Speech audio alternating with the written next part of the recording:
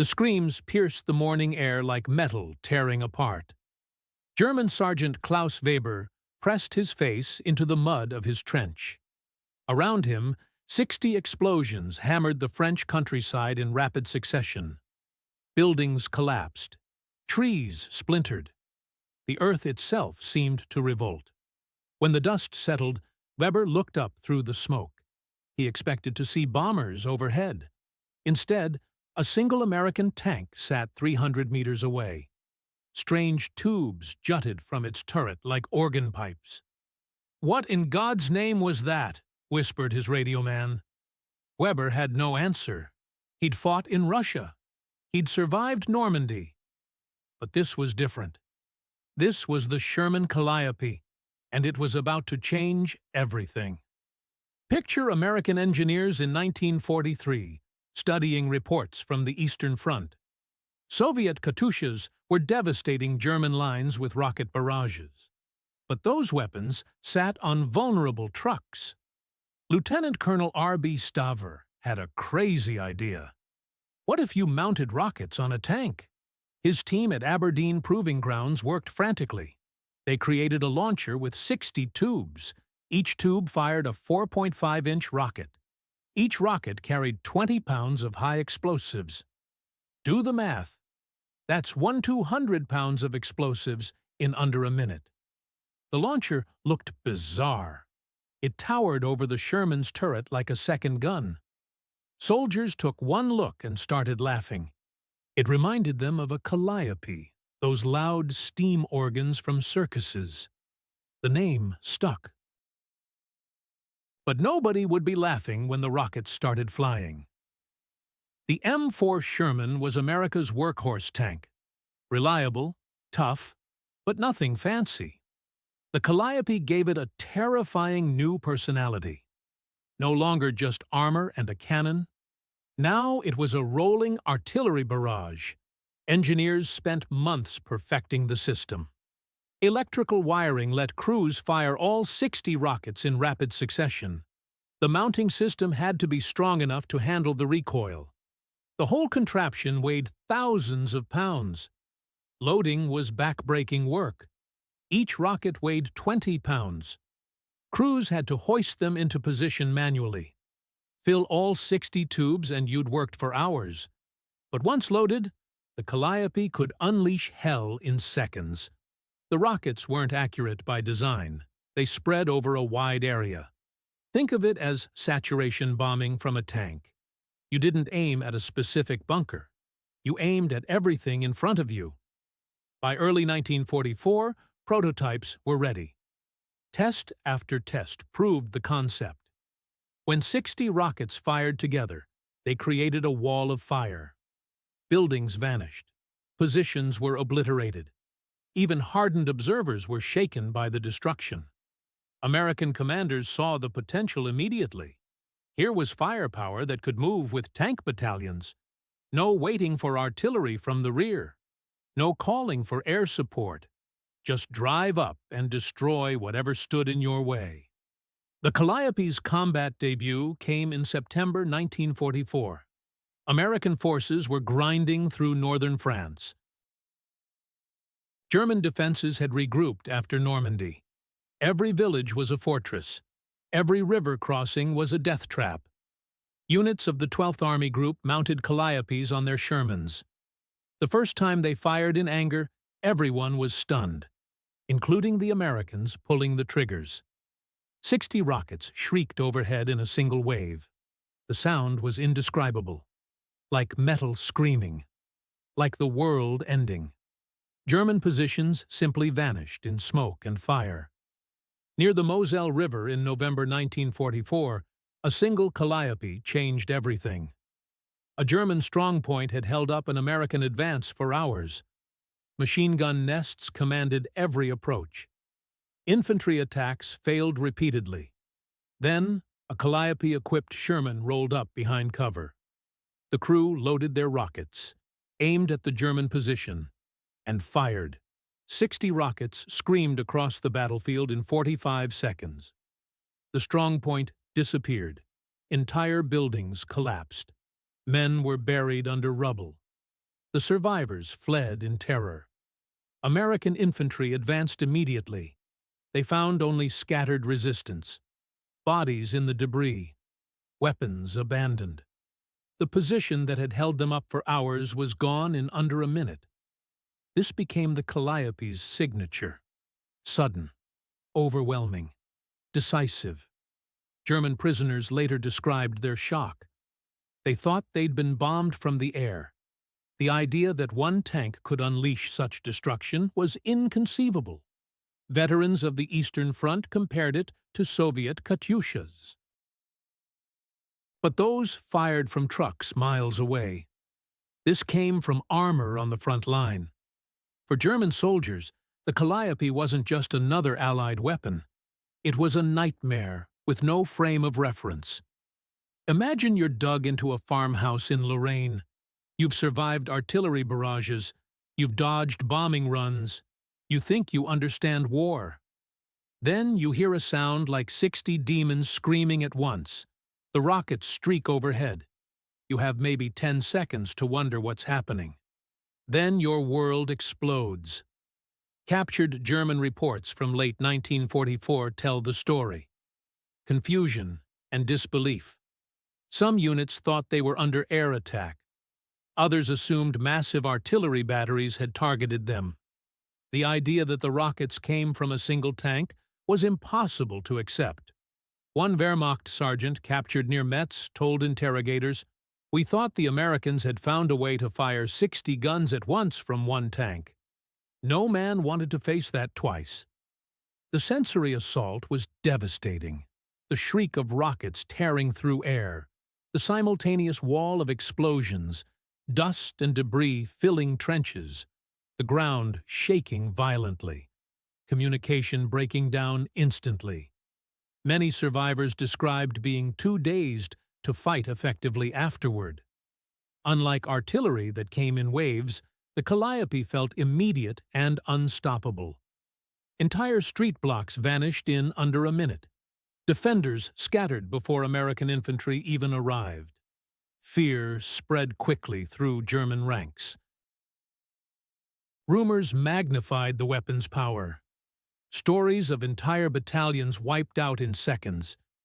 In reality, the Calliope was never that precise, but the belief in its unstoppable force was sometimes more valuable than the rockets themselves. German civilians were equally shaken. Villagers thought bombers must have passed overhead. The level of destruction seemed impossible from ground fire alone. To them, it was indistinguishable from an air raid. Except it happened with no warning at point-blank range.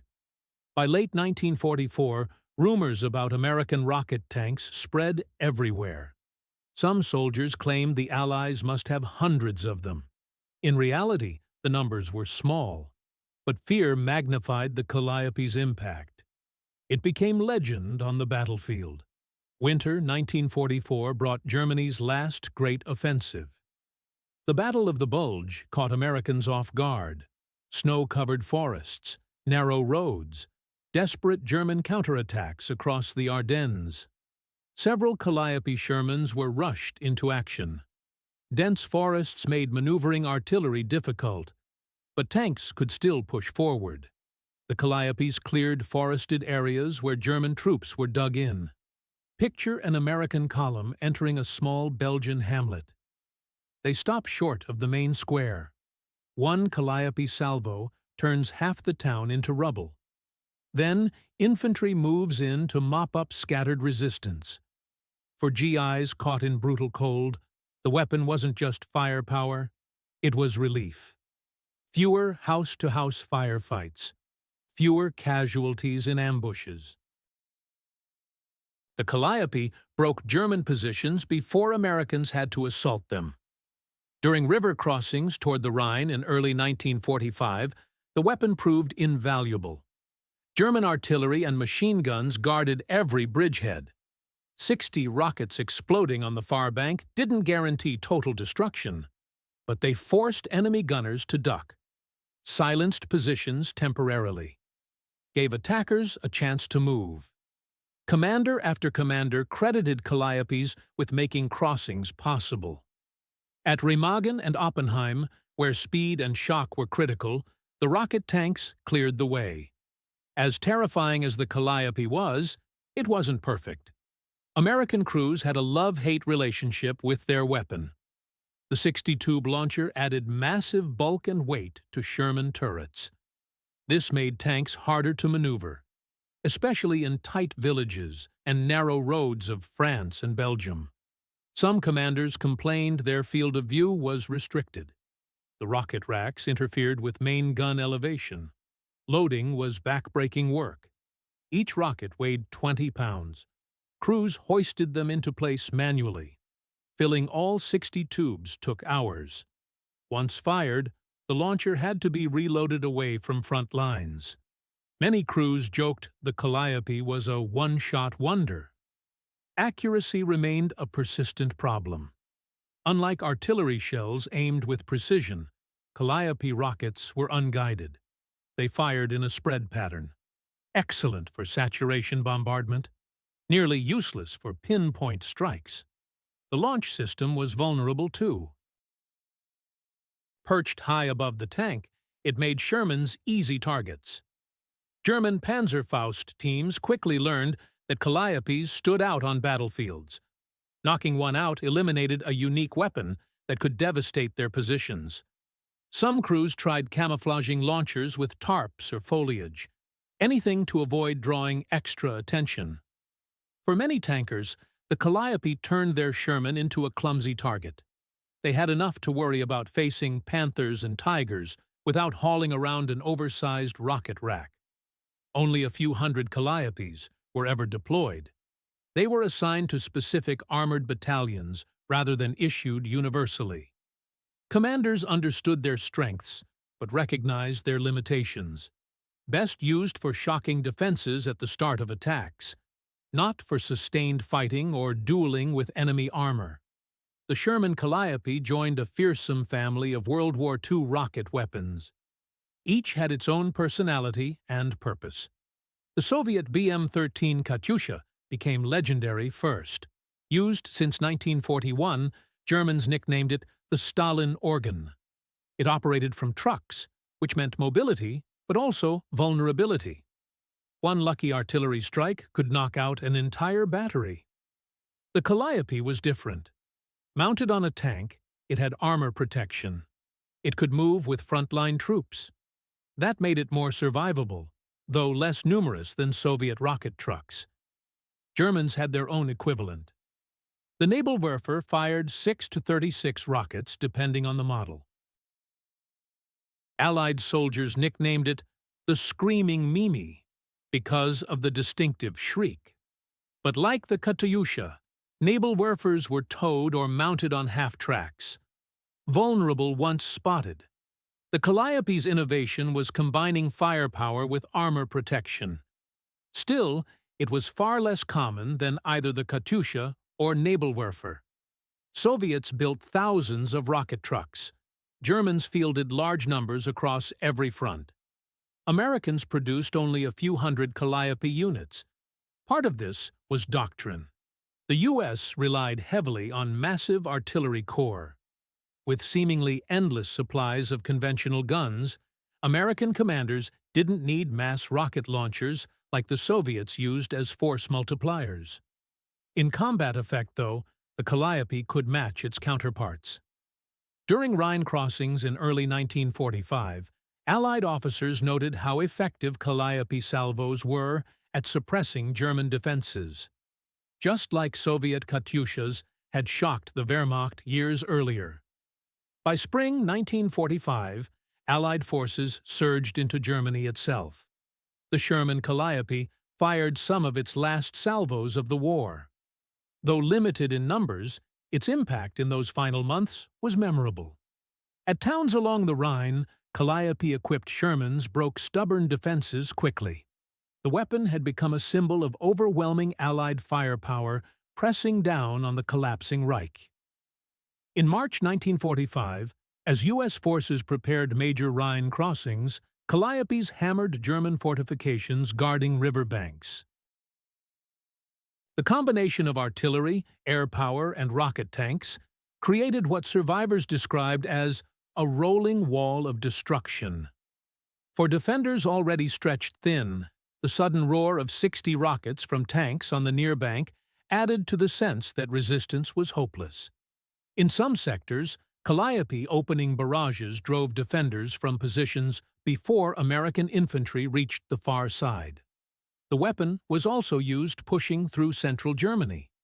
Villages and towns became fortified pockets of resistance.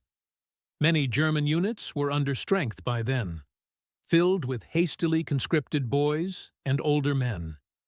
Facing a Calliope strike in such conditions was devastating. Witnesses remembered defenders abandoning positions in panic once rockets fell, leaving behind weapons and running from chaos. For soldiers lacking training and resolve of earlier Wehrmacht units, the Calliope's psychological blow was heavier than its physical destruction. After the war ended, German officers interviewed by Allied intelligence often mentioned the Calliope as one of the weapons that caught them off guard. Several admitted they initially believed the U.S. had entire divisions equipped with rocket tanks. In reality, only a few battalions ever used them. The myth became larger than the weapon itself. Klaus Weber survived the war. He returned to his village in Bavaria, started a small farm, raised children who never knew hunger or fear. But on quiet mornings, when thunder rolled across the fields, he would pause. Listen. Remember that sound of 60 rockets screaming overhead, the earth shaking, buildings collapsing, the moment when a single American tank changed everything. For Weber and thousands like him, the Sherman Calliope was more than a weapon. It was proof that American innovation could match German engineering, Soviet firepower, Allied determination. The Calliope never became mass-produced standard equipment. Its flaws were real. Too cumbersome for sustained fighting, too inaccurate for precision strikes, too vulnerable when mounted high on tank turrets. But in the final desperate months of World War II, even an imperfect weapon could tilt the balance. The Calliope terrified enemies, boosted American assaults, left an unforgettable mark on European battlefields. Its combination of rockets and armor foreshadowed post-war developments. Modern armies would adopt self-propelled rocket artillery as standard tools. The Calliope was one of the earliest attempts to blend tank mobility with saturation fire. In that sense, it was ahead of its time. For American troops, it was remembered with pride and practicality. Loud, cumbersome, sometimes awkward to operate. But when unleashed, it could change the course of a fight. Veterans described satisfaction of watching entrenched defenses dissolve in seconds. Artillery on tracks that gave armored units independence. The Germans never forgot those salvos. For many, the memory of a Sherman tank suddenly sprouting fire and thunder from 60 tubes became a lasting symbol of Allied dominance. A reminder that in war, innovation matters as much as courage. By May 1945, when Germany surrendered, the Calliope had written its brief but fiery chapter. It wasn't perfect. It wasn't built in massive numbers. But it served its purpose: to terrify, to destroy, to remind the enemy that American ingenuity was unstoppable. The Sherman Calliope, a circus organ that played symphonies of destruction, a weapon born from desperation, perfected in battle, remembered forever by those who heard its terrible song. Weber never forgot. None of them did. And perhaps that was the Calliope's greatest victory of all.